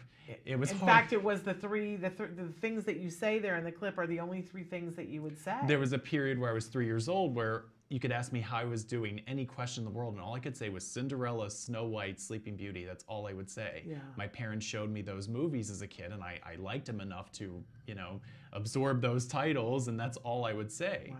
There was a period where I had what's called echolalia, where I was just repeating things without understanding them, and my mom was a big All My Children fan. So I had this moment where I reenact me saying all the All My Children characters in the opening credits. And I go, Adam, Haley, Dimitri, and it leads all the way up to Erica! Oh, I love it. Because Susan Lucci was the biggest picture, so I always got excited for Erica. I love that. Amazing, amazing, amazing. And so then, so you had this love for the performance. Did your parents put you in a class where you started to act? I sought it. The first school play I did was Fiddler on the Roof when I was in 6th grade, and I was in the chorus. And I just knew from a very young age, I want to do this. I want to sing. I want to act. the movie that made me want to be an actor was a groundbreaking 1994 movie called The Little Rascals. Okay. It's so funny to, like, I was in acting class as an adult and I was hearing all these other actors say these serious actor things like, well, Brando inspired me to act. And I was like, I watched The Little Rascals when I was a kid and that made me want to be in movies. I love that. And it's honest. It's honest. So you were doing, in junior high and high school, you were doing plays and performing. Yep. But then at some point you moved to Los Angeles. I don't even know. I did. Do you live here? So, and did you go to college first for theater and acting? I did. I went to, I spent a year at a local community college after I graduated high school in 2007, still with my parents. I worked really hard, got really good grades, retook my SATs, got a much higher score after taking some prep courses, which I didn't do in high school. Mm-hmm. And then I got transferred after being admitted to California Lutheran University, which is just 20 minutes north of here in Thousand Oaks. Yeah, wonderful. And so at what point, what was the process around deciding to do the show? Were there little snippets that you had and you said, I should put this together to be a show? Or did you say, I'm going to do a one-man show, and what's it going to be? I had been here for many years at this point. I mean, I've been here for 10 years this August, going after this career and chasing this dream of mine. Mm-hmm. In 2014, I felt like I was stuck in a rut, and I was watching an episode of Oprah's Masterclass, and one of my idols, Whoopi Goldberg, was the featured actor on the episode. And she talked about how a one-woman show, the one she did in the 80s, launched her career as an actor. And so I started to think in 2015, maybe I should do a one-man show. Love it. And then by 2016, after thinking about it for a year, I was like, well, I'm going to do it. I've been studying at the Groundlings, an improv school in Los Angeles. I have all these little sketch characters that I started to develop. And then what happened was I took meetings with a couple of different directors by early 2016 to try to get the show moving. And this one guy named Mark, who I ended up not working with because I couldn't afford him, but I told him I had Asperger's, and he stopped me and he was like, wait a minute, you have Asperger's? That needs to be your show. Yeah. That needs to be your story. That's going to be something that audiences are going to want to see. They're going to want to see you talk about this and share this, because audiences are going to be able to connect with that. So I started working on making the show centered on Asperger's and growing up with it, but I didn't know what to call it. And because I'm a singer and I also have some music that's available on iTunes, mm-hmm. I had recorded some pop songs and I recorded some country songs, because I had also thought about moving to Nashville and maybe giving the country music market a go, since nothing was happening out here career-wise for me, acting or singing-wise. The song was called Magic 8 Ball, That's My Life. Mm-hmm. And I just say, my life is like a magic 8 ball. You never know what's going to show. I'm probably going to be the most unpredictable person you know. There's a music video on YouTube and everything. And I had just released it. My mom was like, well, why don't you call it Magic 8 Ball? Right. And then I was like, okay, I can call it Magic 8 Ball. And then I thought, well, I could tell the story with a physical Magic 8 Ball that I hold on stage like this, and I shake it. And you see the answer on the screen behind me. And so there came Magic 8 Ball, My Life with Asperger's. Wonderful. And the rest is history, except that we have to get this young, talented actor to the Edinburgh Festival. Yeah. So where do we need to go to be able to donate? There is an Indiegogo campaign that I launched, and the direct address is igg.me/@/magic-8-ball. Okay. But you can also go to Indiegogo and probably put in the search feature Magic 8 Ball and get there that much faster. My campaign is called Bringing Autism Awareness to Edinburgh. Okay. So put those into, and then donate whatever you can. And every dollar helps. I've had people even give me $1 cash donations. Every dollar helps. Fabulous. And so if you're able to go, now there's going to be a documentary. Absolutely. To go along with it, but we need to make this happen. These things don't happen on their own. It takes a great deal of money. You and I were just talking before because I'm getting ready to do my one-woman show at the Hollywood Fringe Festival, and I want some advice here in a minute. But we were comparing notes about which theater, and you were in a slightly bigger theater in the same complex that I was in. But it takes money. It does. It takes money, and I'm learning how many little things there are that you have to pay for at the festival. It really takes some time, a lot of time, consideration, and a great deal of money and some support from other people. Nobody gets there completely on their own. And to get to the Edinburgh Festival, what's unique about the Edinburgh Festival? Why do you want to go there, and why is it important for you specifically to go there? The Edinburgh Fringe Festival is the largest theater festival in the entire world. There's like thousands of shows that go. It's a month-long festival, so I'd be doing my show for 30 days. And people fly in from all over the world. This gives me an opportunity to take the show that has been doing really well here in the Southern California festivals, to go to an international stage and to share my story and to spread autism awareness to people from all around the world. My producer and I still have to look into this, so don't quote me on this, but I might be the first actor on the autism spectrum in Edinburgh's history to bring a one-man show about his life with Asperger's to that festival. We have to double check that. We have to look at some things, but that's a possibility. I might be the first one, and it's an opportunity of a lifetime. I've been wanting to do this since last summer when I was starting to do the show at the Hollywood Fringe. It's like, oh, you should look into Edinburgh for next summer. And I was like, what's that? And I looked up and I was like, oh, wow, it's a large theater festival. It's the largest one in the world. And this could lead to some great things if I do really well there. I could do it in London. I could do it in New York off Broadway. And how has your life changed since you did the first show of this? Well, I'm right here with you. That's so true. That's definitely a life-changing Has it moment. helped you to launch into any other things, though? Very good. I have a really good agent in Gail Williamson at KMR Diversity who came and saw my show after one of her friends who works on Born This Way on A&E had told her about me in the show. So I have an agent, and Penny and Crystal, who are my play's directors and producers, Penny and Crystal Wilson, signed me to a management contract after I won 2 awards that night. We signed the contract right there. Wow. And yeah, we have a guy in New York who is really interested in possibly bringing the show there. And that's awesome. And you know, hopefully after 10 years of toiling away and sacrifice and hard work, I can hopefully finally get all the things that I've been wanting, and I get to touch and save some lives along the way with this show. It's incredible. And you know, my background is in the theater. That's what I have my master's in, and I used to teach college theater.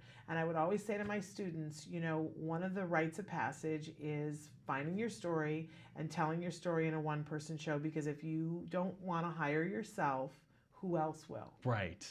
Right? And as an actor, I think that's a super important. So I love the fact that you did this for yourself, and that it's amazing, and that people are responding to it, and that it's continuing on.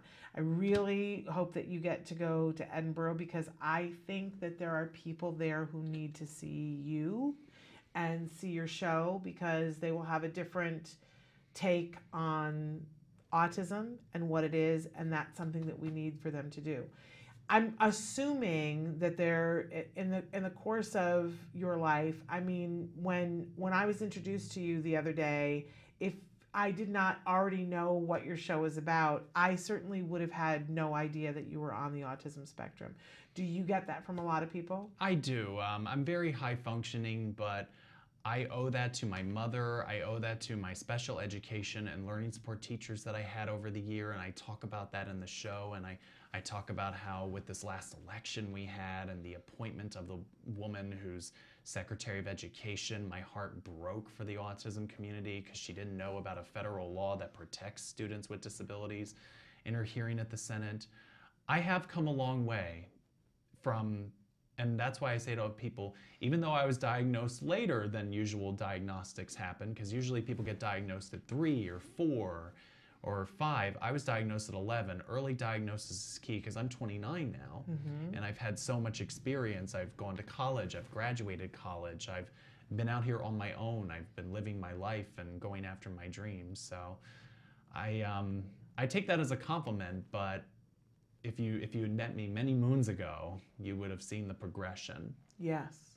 Well, and even just watching the snippets from the show, it's clear that you talk about all the different things that you have gone through. And I think that this is an important part of the story, George, because as we see more people getting access to therapies and treatments that help them to overcome the disabling aspects of autism and let the non-disabling aspects of autism shine through, because there are some gifts that come with autism I believe, when you take away the things that are disabling.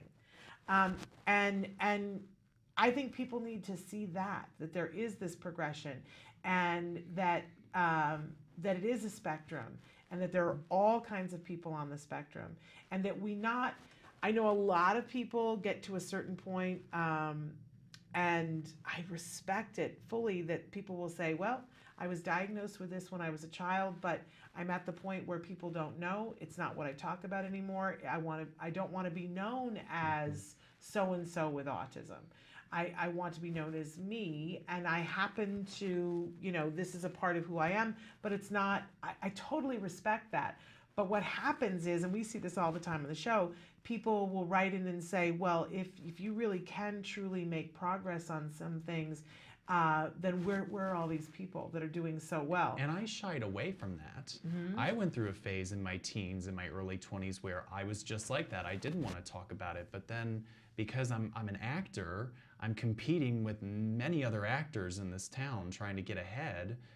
I figure, okay, if you're going to remember me by my story, then I'm going to tell my story. Well, and it's yours to tell, and that's the truth. When you want to tell your story and how you want to tell your story, it is yours to tell. I hope that people see your show. I hope that they see it in Edinburgh, because I think that should happen. And I hope in this new world where we're hiring actors on the spectrum to play actors on the spectrum, that you will not only find yourself getting work in that arena, but that people will recognize what I want to hear, George, is that you're one of the first actors on the spectrum who's been hired to play somebody who isn't on the spectrum. That's what I want to hear. Because I think that's the next hurdle, right? Right. That you don't have to just play someone who at some point in their life was diagnosed with autism. You don't. Right. You can play whatever you can play, and you can play all kinds of things. So that's what I want to hear. I think that will be the next big story. And after you come back from Edinburgh, where you're going to kill.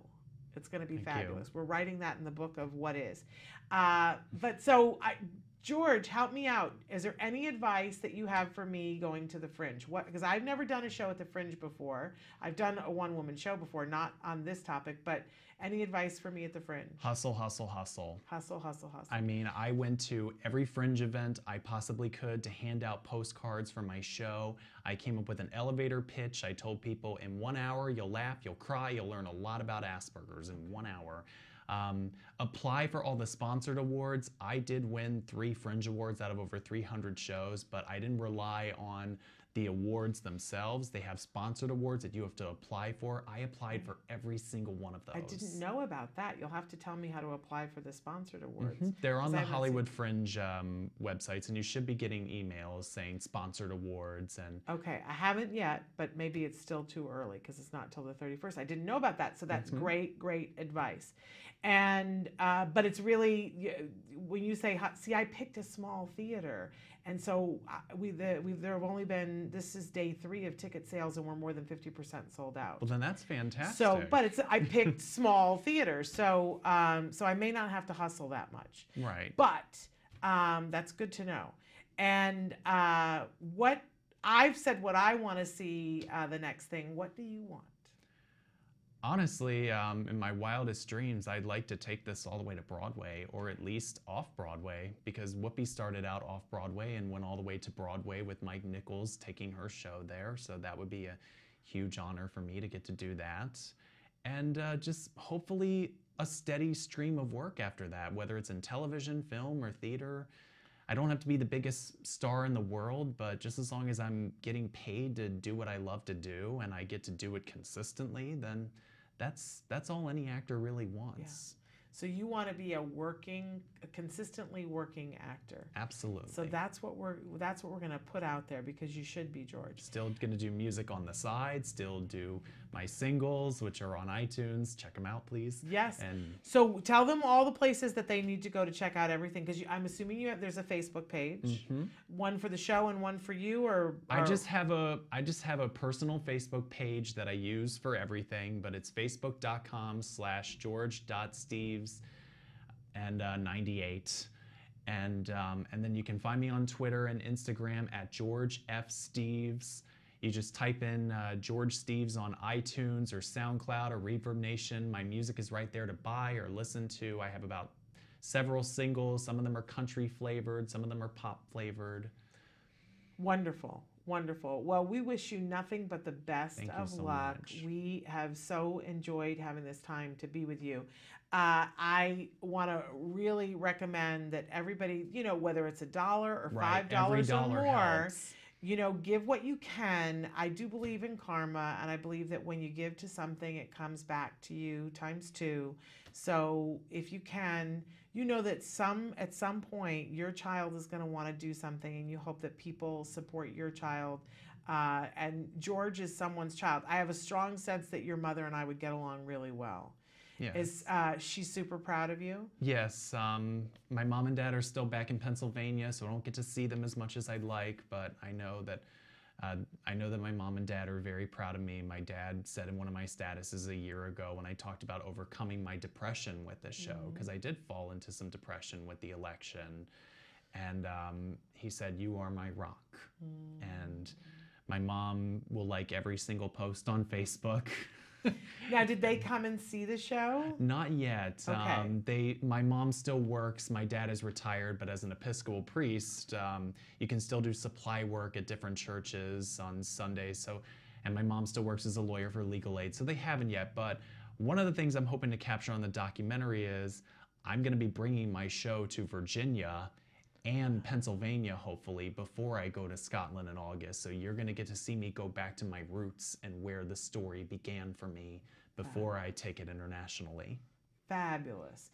And then, so you'll go and do all that. You'll do Edinburgh, and then sometime next year there'll be a documentary about that. Absolutely, and hopefully I'll be in New York by that point. We'll see what happens. All right. Now, you had mentioned to me, because we were talking about Aughtfest earlier, you had mentioned to me that, because I was recommending of all the films that people see Dina, and you said, "Oh, I know Dina." I love Dina. She's a friend. There was a crazy moment where I was standing there talking with you, and I think you were referring to a poster, but you turned and you said, "Actually, I'm a friend of Dina's." And I said, "Is she here?" I got like all that, and I was like, "Is she here?" Because I was about to seriously make a fool of myself, because oh my gosh, I can't recommend it enough, you guys. It's available on Amazon, and afterwards you will want to be friends with Dina. Yes. Because who wouldn't want to be friends with Dina and her husband? In such a small world. I haven't met the husband in person yet, but one of the directors, Dan Sickles, him and I went to the same high school. How funny and we did drama club together, so I grew up with Dan. How funny. And I had no idea what Dina was about until I saw it last year when it came to Los Angeles for the first time after it killed at Sundance and won the grand jury prize. And I didn't know what it was about, and then when I saw what it was about, I was like, "Oh wow, I didn't know you were friends with this woman. These are my people." You know? How funny is that? And I got to meet Dina, and we've become friends. I have her on my phone. I have visited her when I've gone back to Pennsylvania. I'll make it happen. Because I said wig blown. It was crazy good. I really want to recommend that. So So fun that there's that circle. See, we stick around long enough and we all know each other. That's what the autism community is about. That's one of the pluses of autism. They're getting the hook to take me off because we've run out of time. But I want to thank you, George, for being here. You're such an inspiration. Thank you. Please donate to his Indiegogo. So the show is Magic 8 Ball. And we can put up she's got the poster behind too. Yep. Magic 8 Ball. I love that you're the superhero in that. There we go. igg.me/@/magic-8-ball. Okay. I don't know if we can zoom in. So there you go. And donate what you can. Every dollar Let's helps. get him to Edinburgh. But it ends tomorrow. So Tomorrow it's really night. one of those things. Tomorrow night. So you really got to do it today. Let's all help George to get there. And stay tuned. We'll try to let people know where you're going to be. You'll share with us so that because there are people who would like to see it, I'm sure, Absolutely. in Virginia. And you were saying more towards Pennsylvania. Yeah, okay. And I might do another show here before I leave to raise more funds. So we're definitely in some talks. Fabulous, fabulous, fabulous. All right. Thank you so much for being here. I want to point out to everybody that for the first weekend, because it's not April anymore, for the first weekend in a long time, we're not going to be bringing you anything live. There are no red carpets, no runs, no walks, no places that we're going to be. But we'll be back here next Wednesday live. We will have Dr. Doreen Granpichet with us for Ask Dr. Doreen, and Nancy Alspaugh Jackson will be joining us. And we will have Elaine Hall from the Miracle Project. So all of that and ever so much more next Wednesday. Until then, give your kiddos a hug from me and one for you too. Bye-bye for now.